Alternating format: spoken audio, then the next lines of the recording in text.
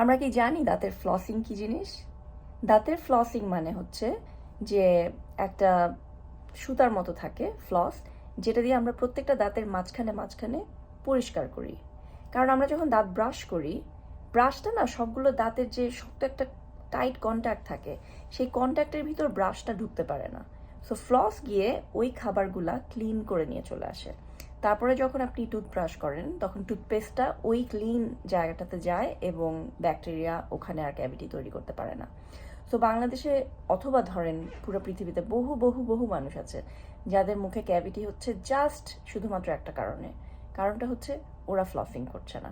So আপনি যদি আপনার মুখে ক্যাভিটি না চান, তাহলে সবচেয়ে ভালো কাজ যেটা করতে পারেন সেটা হচ্ছে প্রত্যেক দিন ফ্লসিং করার অভ্যাস।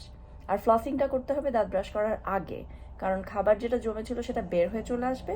তারপর আপনি যখন টুথব্রাশ করবেন তখন ওই জায়গাটাতে টুথপেস্টটা ঢুকবে এবং it will work. So, can we start flossing from today?